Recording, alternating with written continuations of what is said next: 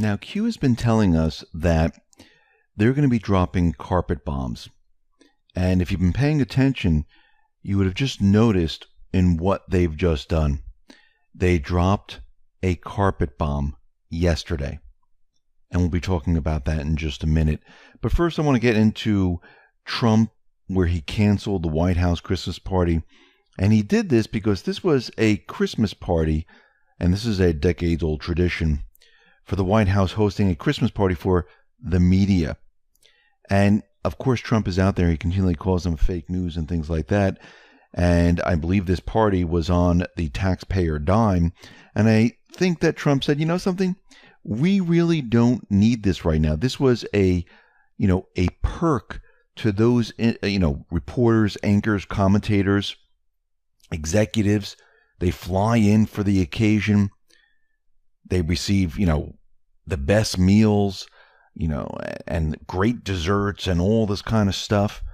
And I think he's out there saying, listen, they're the fake news.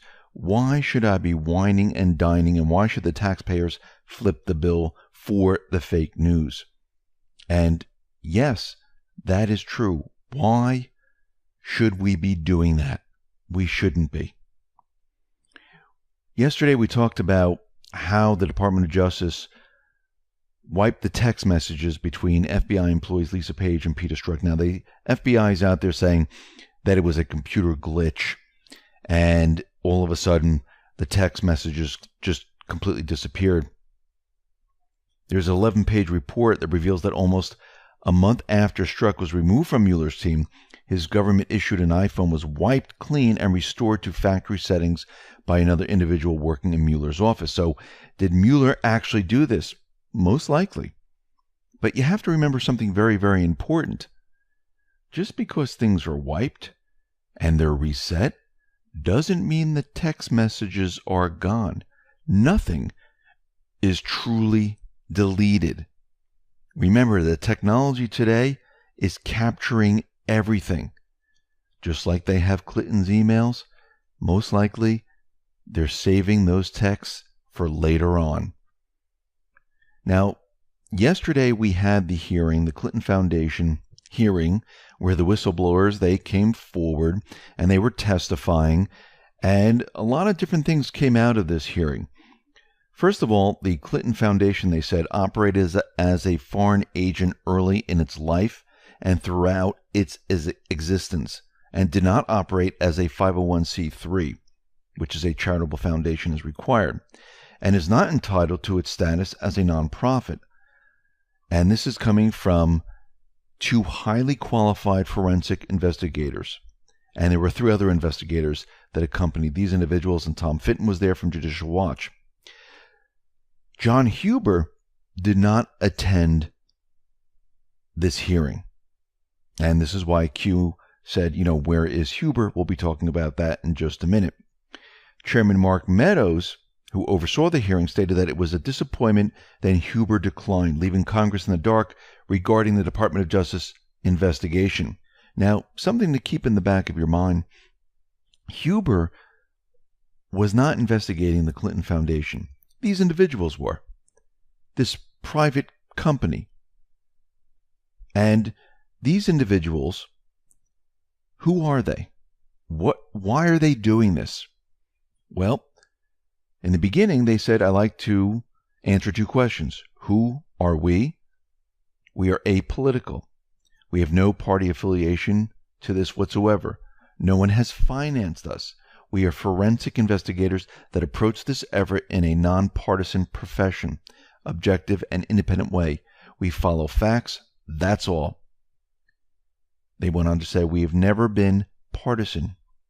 Speaking on behalf of all 5 members of the group testifying to Congress, we come from law enforcement and Wall Street, where each of us has dedicated our entire lives praise the rule of law, doing the right thing, pursuing facts. We follow facts, that's all.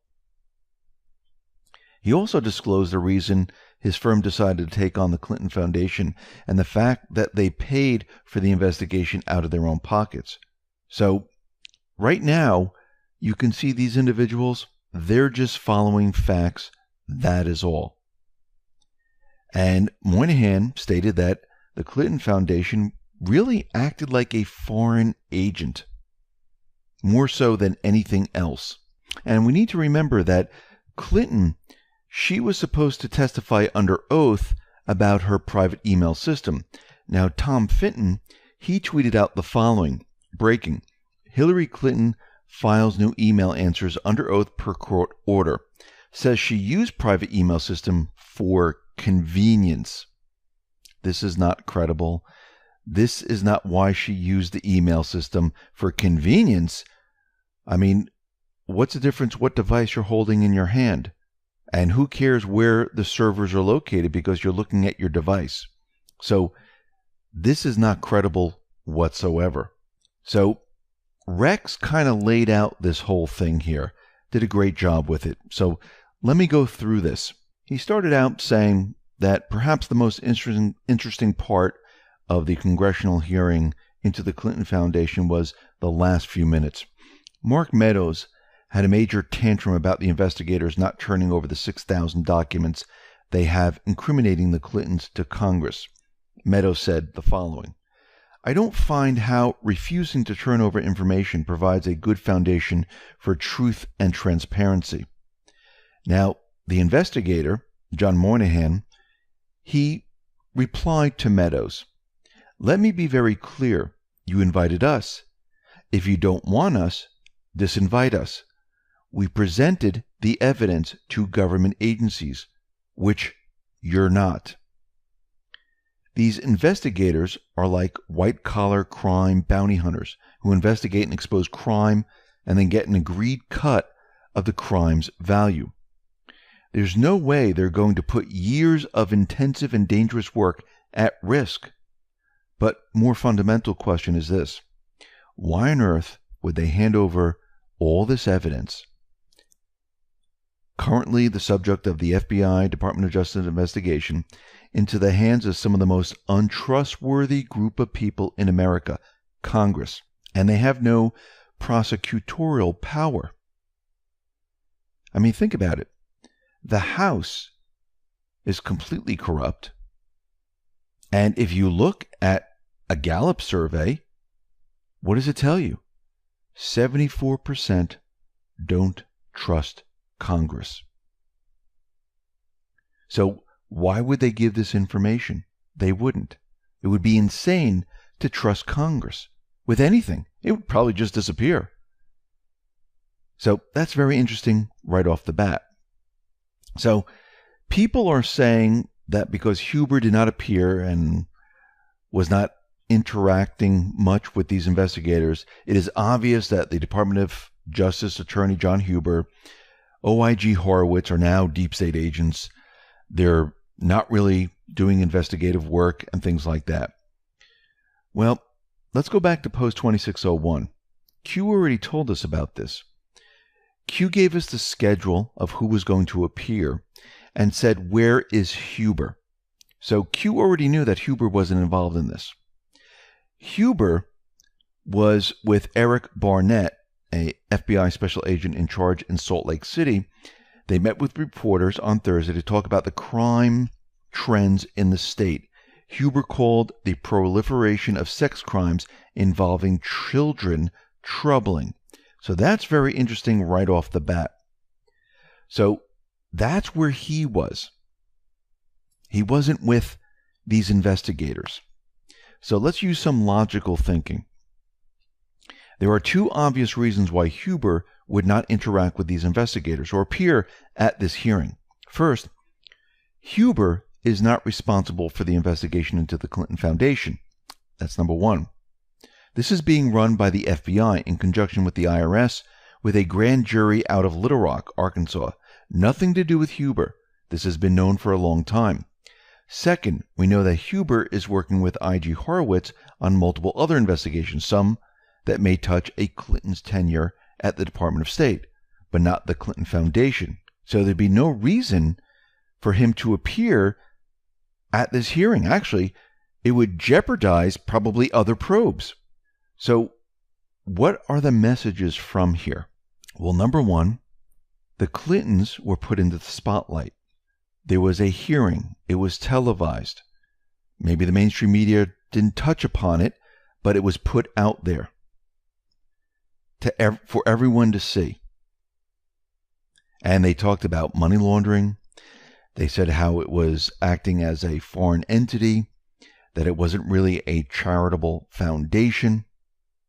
And all these individuals were doing this because they wanted to find the truth, and they're not Democrat, they're not Republican, they're nothing. They're following facts.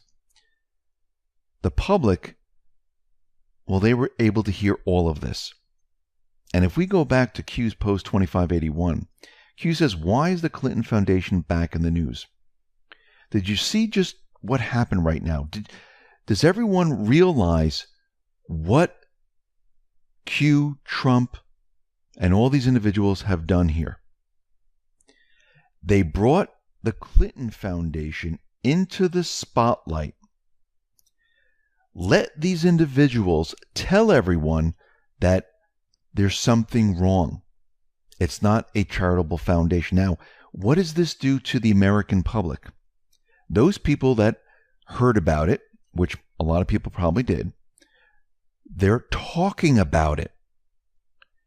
Now, the Clintons are in the spotlight. Carpet bomb, boom. Let's move on to post 2173. Q says, carpet bombs with 3 arrows going towards Moab, mother of all bombs.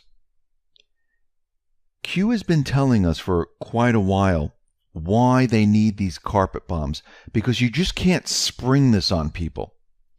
Is this the end, and they're going to go after the Clinton Foundation for, not being a charitable organization, for getting away with not paying the taxes? No. This was about bringing this out to the public so everyone could hear and everyone could digest it, and everyone could say, listen, this is not true, I don't believe it, or it is true, I do believe it. But it doesn't matter, because they're talking about it. The Clintons are back in the news, and not in a good way. Why is Q doing this? Let's go back to post 1644, and this might explain why to everyone that's listening right here. So in post 1644, this is what Q says. It must happen. Conspiracy no more. Think of every post made. It would force us to prove everything stated to avoid looking crazy, correct? What do they fear most? Public awakening. If they ask, they self-destruct. They know this is real. See attacks. The build is near complete. Growing exponentially. You are the frame. You are the support. When this news comes out, Q is about to tell us in this post what's going to happen. And I think what these carpet bombs are about is to bring these names into the public spotlight so we don't have the craziness, the fear, the anger. Because listen to the rest of this post. People will be lost. Well, no, they won't, because they're hearing about this. It's in their subconscious. They know there's something wrong. People will be terrified. People will reject. People need to be guided. Do not be afraid. We will succeed. Timing is everything. Think Huber. Think Department of Justice. Think FBI reorganization. Think sex child arrests news. Think resignations, loss of control. How do you remove evil in power unless you reveal the ultimate truth? It must be compelling to avoid a divide. Political attack optics. We are the majority, growing worldwide. Sheep no more together. This has been a carpet bomb to bring this out into the open.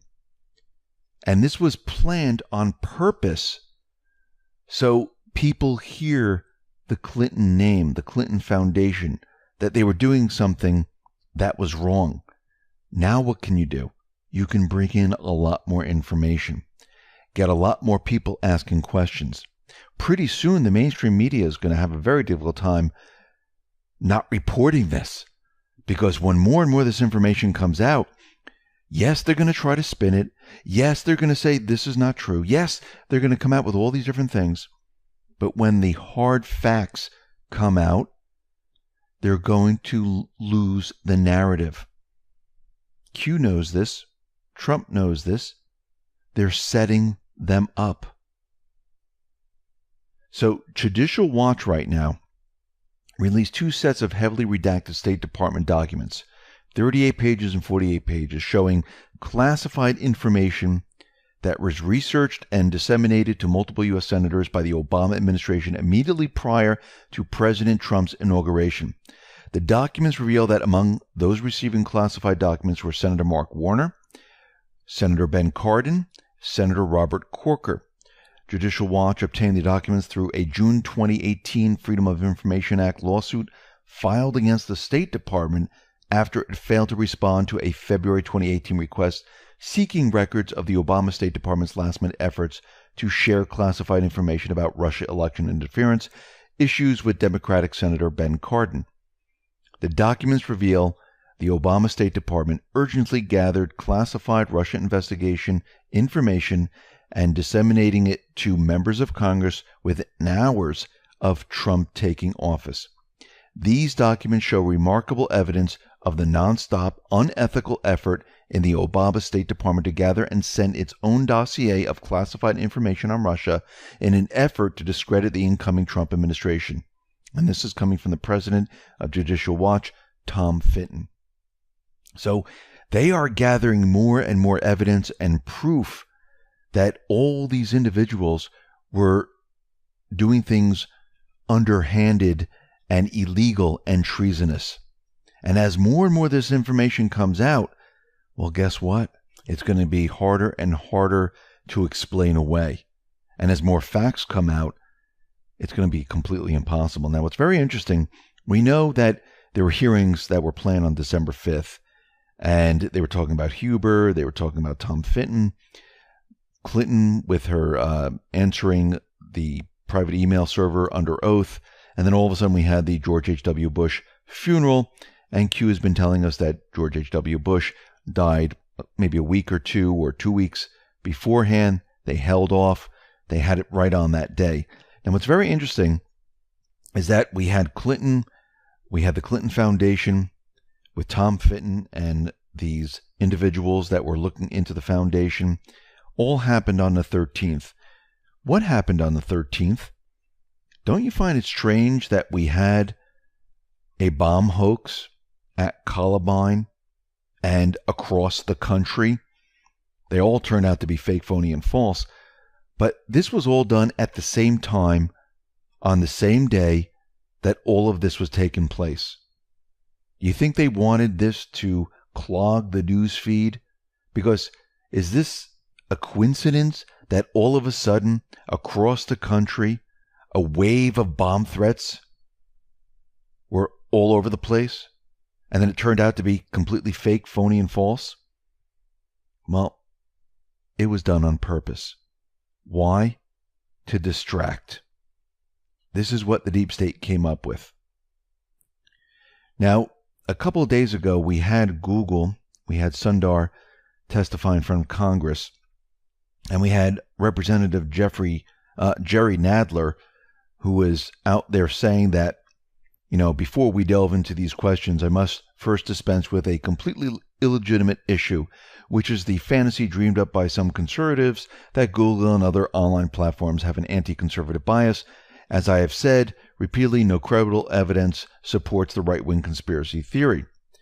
Well, what Nadler neglected to mention is that the Google, who he was defending, is one of his top donors.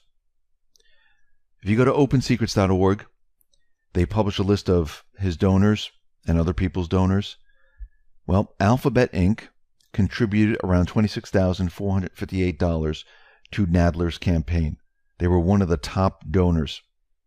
Very interesting. We see right now the French police, they're bracing for the 5th wave of the Yellow Vest protests. And again, they're not agreeing to the concessions. They're still pushing their agenda. And they're calling this Act 5 right now. And I believe they're going to keep pushing until they break Macron. And this is spreading across Europe. Other people are putting on their vests, and they are protesting. So it's starting to turn out to be a worldwide movement. We see out in Yemen, there are ceasefire talks, and it looks like there's a ceasefire agreed for one of the ports. And there's going to be a ceasefire for the next 21 days. And hopefully, moving forward, there's going to be a lot more ceasefire talks, peace talks, and we can bring this to an end. Now, yesterday we went over Q's Q&A questions, and one of the questions an Anon asked was, should we be prepping for some kind of shutdown? Q says no. Reports of a power grid attack, 6-month prep should be disregarded. While attacks do occur, we are safeguarded by a black eye. And this is coming from Julian's Rum, who says, for those, and he tweeted this out, for those who are wondering what Q meant when he referred to black eye protecting us from EMP attacks, I think I found it. SpaceX's F9 rocket launch late last year. The loss of classified multi-billion-dollar government spy satellite is fast becoming a public black eye. So maybe this was launched, maybe this is the protection, and maybe this is the black eye technology that will contain the outages. But as we can see, what has been done here is that Q's team, Trump, the Patriots, they are laying the groundwork to get America used to hearing that there's something wrong with the Clintons. There's something wrong with Obama. There's something wrong with Comey. There's something wrong with Strzok, Page. Bringing all these names out into the spotlight so people continually hear it. Because a lot of these individuals, they're sleeping. They would reject all this. But if you release a carpet bomb, then you release another carpet bomb, and then you release another one, and you keep doing this, you're building them up. You're building up their resistance. So when the Moab comes, they can accept it. And that's what this is all about. It has already started. Everything's in place. Q has already given us the placeholders for all of this. Now they're preparing the public. Yes, you already know this. You want it to happen. But it has to be everyone. Everyone has to understand what is going on here to reunite the country. That is what we see happening right in front of our eyes. Yes, we want it to happen tomorrow, but we need to bring in the rest of the country. Think about what Q and team have just done. Before, if you approach someone and you said, listen, the Clinton Foundation, it's dirty. They're not really a charitable organization. Most of the people would say, you're crazy. Don't talk to me. Now that this is in the news, you can bring this up as a topic of conversation. They might not agree with you, but now they see it's out in the public. And investigators have shown what they've done. So you can debate, you can talk now to these people. When another carpet bomb is released, guess what? It will allow you to talk even more about other subjects. They're preparing America.